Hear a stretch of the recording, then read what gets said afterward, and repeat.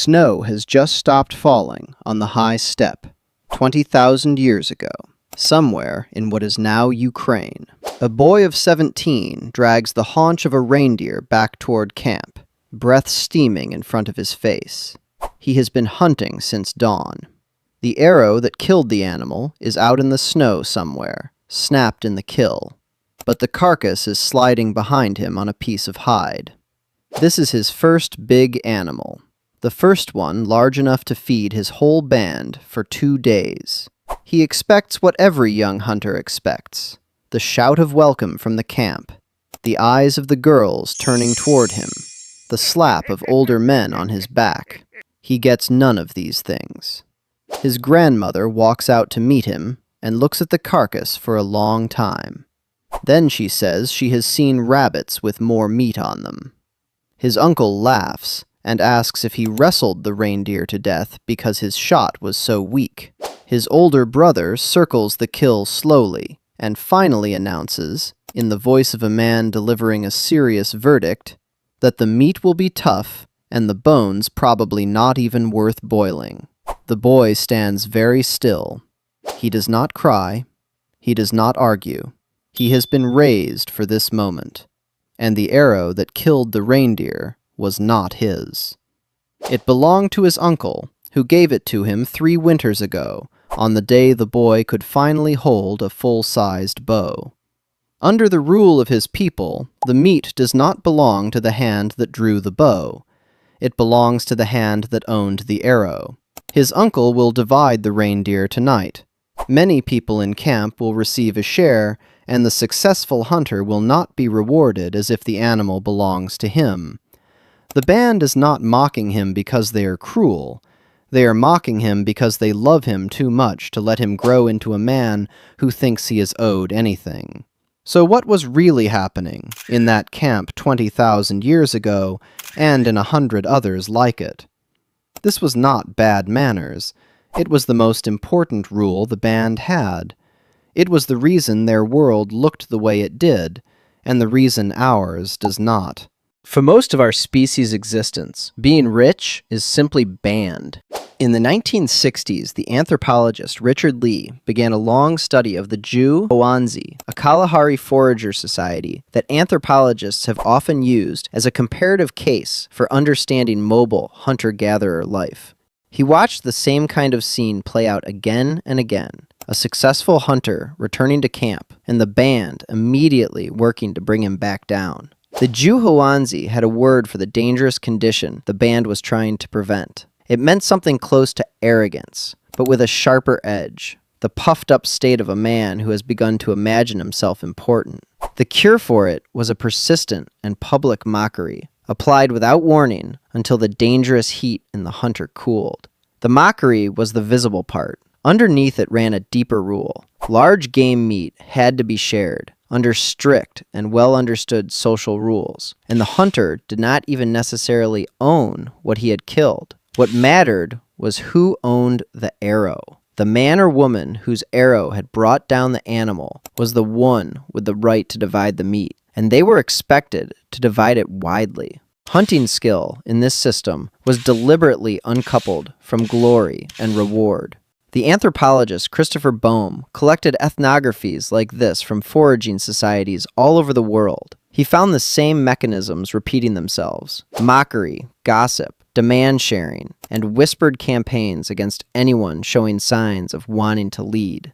In the most extreme cases, would-be chiefs were quietly abandoned by their bands, or sometimes killed outright.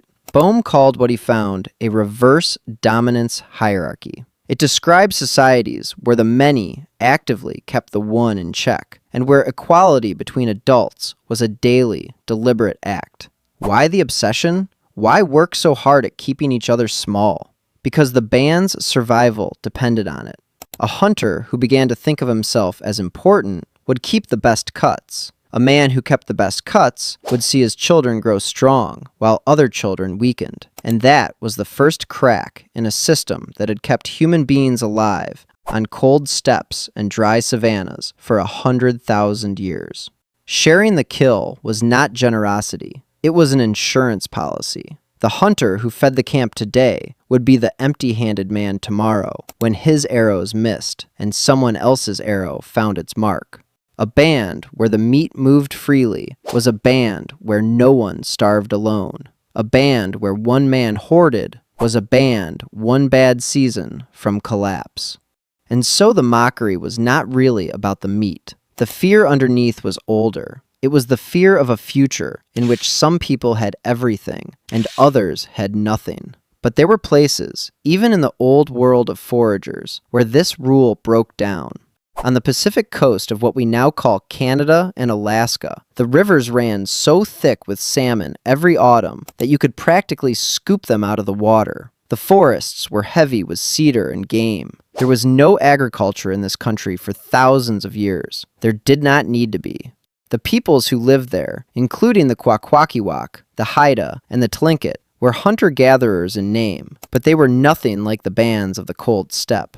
They built houses out of cedar planks. They lived in the same villages for centuries. They smoked vast quantities of salmon and stored it for the winter. They owned things, and the things did not move when the village did, because the village did not move. And once you can store food, and once you can own a house, the old rule starts to slip. Chiefs appeared along the Pacific coast. So did slaves, and so did the famous potlatch ceremonies, where powerful men competed against each other by giving away or destroying staggering piles of wealth in front of the whole community. Wealth was not impossible without farms, but durable wealth became much harder to build when people kept moving. How did the rule finally die in the rest of the world? The honest answer is that it died slowly and in pieces, and we cannot pin down a single year. But the archaeology shows it changing. In a forest in what is now Russia, more than 30,000 years ago, 3 people were buried at a place called Sungir. 2 of them were children. They were dressed for their funeral in clothes covered with thousands of carved mammoth ivory beads. A single craftsman would have needed thousands of hours of work to make the beads on just one of those children. We do not know exactly what Sungir tells us. The investment in those small bodies is staggering, and it points to a society with real complexity. But archaeologists are careful with what they read into the graves. Sungir is not proof that the children inherited status or rank in life. It may be proof of something else. A moment of collective grief poured into beads instead of words. What Sungir does tell us, plainly, is that the simple picture of perfect, universal forager equality is too simple.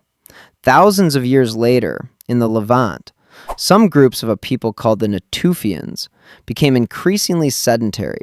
They built stone houses near groves of wild wheat. They buried their dead in family cemeteries, with shell ornaments around some necks and not others. And later still, in a graveyard in what is now Bulgaria, around 6,500 years ago, an unknown man was buried with more gold than anyone else in the world had ever been buried with up to that point. His grave contained a gold scepter, gold rings, and heaps of gold beads. Other graves around him held almost nothing. By then, in at least some settled and metalworking societies, the old rule had clearly broken.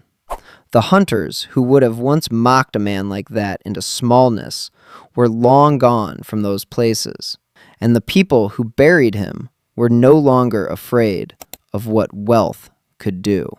We bury our dead with rings now, too. We work and save, and we hope to leave something behind. And when we are gone, our children will inherit what we managed to gather. We assume this is how the world is, and how it has always been. We are wrong about the second part. For much of human history, many mobile forager societies kept large differences in wealth from ever forming. They did it through food-sharing rules so deeply embedded in their lives that no one had to write them down. They did it through mockery aimed at any man who seemed to be rising above his fellows, and through the simple rule that the killer of an animal was not necessarily the owner of its meat. The system was not perfect, and the people in it were not saints. They fought and stole from each other, but they had figured out something we have never quite managed since. They had figured out how to stop wealth from forming.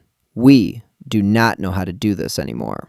Some of us have begun to suspect that we used to know, and that we lost the knowledge somewhere between the first stone house and the first gold grave. The boy on the step 20,000 years ago, with the reindeer haunch behind him, and his uncle laughing at his weak shot, lived in a world we cannot quite imagine. A world in which the rule was simple, and being rich was banned. We inherited their hunger. We just stopped knowing how to share.